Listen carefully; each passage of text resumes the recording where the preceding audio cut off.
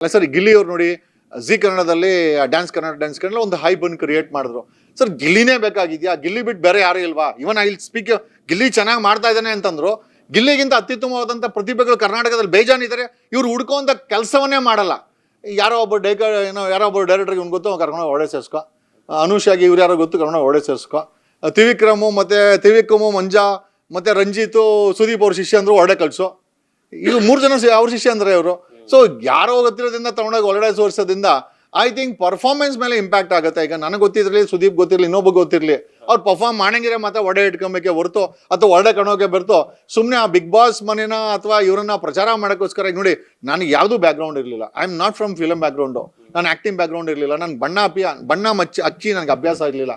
ಆದರೂ ಕೂಡ ಒಳ್ಳೆ ಹೋದಾಗ ಜನ ಮೆಚ್ಚುವಂಗೆ ಏನೋ ಒಂದಷ್ಟು ಪರ್ಫಾರ್ಮ್ ಮಾಡಿದ್ವಿ. ನನಗೂ ಗೊತ್ತಾಯಿತು ನಮ್ಮಲ್ಲಿ ಏನೋ ಒಂದು ಕಲೆ ಇದೆ ಅಂತ. ಸೊ ಆ ರೀತಿ ಒಂದು ಪ್ರಯತ್ನ ಬಿಡಬೇಕು ಸರ್. ಯಾರೂ ಬೀಳ್ತಾ ಇಲ್ಲ ಇಲ್ಲಿ. ಪರ್ಫಾರ್ಮ್ ಮಾಡೋರಿಗೆ ಒಳ್ಳೆ ಕರೆಯಲ್ಲ, ಓಡೆ ಹೋದವ್ರನ್ನ ಪರ್ಫಾರ್ಮ್ ಮಾಡಲ್ಲ. ಜನರಿಗೆ ಎಲ್ಲೋ ಒಂದ್ ಕಡೆ ಸಪ್ಪೆ ಕಡಲೆ ಬೀಜ ಮೆಸೇಜನ್ನ ಬಿಗ್ ಬಾಸ್ ಅವ್ರು ಕೊಡ್ತಾ ಇದ್ದಾರ. ಪ್ರಕಾಶ್ ಅರ್ಥ ಮಾಡ್ಕೊಳ್ಬೇಕು. Director Prakash is from Tamil Nadu. ಯಾಕೆ ಒಳ್ಳೆ ಕನ್ನಡಿಗರನ್ನ ಆಯ್ಕೆ ಮಾಡೋದ್ರಲ್ಲಿ ಡೈರೆಕ್ಟರ್ ಪ್ರಕಾಶ್ ಯಾಕೆ ಹಿಂದೆ ಹೊಡಿತಾ ಇದ್ದಾರೆ? ಸುದೀಪ್ ಅವ್ರು ಯಾಕೆ? ನನ್ಗೆ ಗೊತ್ತಿಲ್ಲ ಸುದೀಪ್ ಅವ್ರದ್ದು ಏನು ಪರ್ಫಾರ್ಮೆನ್ಸ್ ಇದೆ ಇದರಲ್ಲಿ ಅಂತ ಎಲ್ಲ ಸೆಲೆಕ್ಷನ್ ಪ್ರತಿಕ್ರಿಯೆಯಲ್ಲಿ.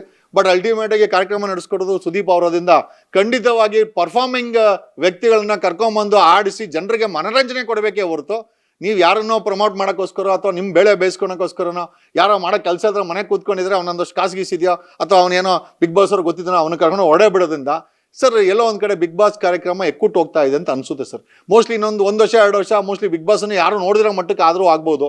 ನಾವಿದ್ದಾಗ 12.9 ನಾವೇನು ನಮ್ಮ ದೊಡ್ಡಸ್ತಿಗೆ ಕೇಳ್ತಾ ಇಲ್ಲ. ನಾನು ಆಚೆ ಕಡೆ ಬಂದಾಗ 12.9 ಇತ್ತು. ಇವತ್ತು 2.5 ಕ್ರಾಸ್ ಆಗ್ತಾ ಇಲ್ಲ. ಇದು ಏನು 3 ಅಂತಾರೆ, 3.5 ಅಂತಾರೆ, ಗೊತ್ತಿಲ್ಲ. ಅವ್ರ ಸ್ಯಾಟಿಸ್ಫ್ಯಾಕ್ಷನ್ ಏನಾದ್ರು TRP ಹಾಕೊಂತಿದ್ರೆ ಸುದೀಪ್ ಅವ್ರು ಇದ್ದೂ ಕೂಡ 3.5 ದಾಟ್ತಾ ಇಲ್ಲ ಅಂತಂದ್ರೆ ಏನು ಪ್ರಯೋಜನ ಬಂತು?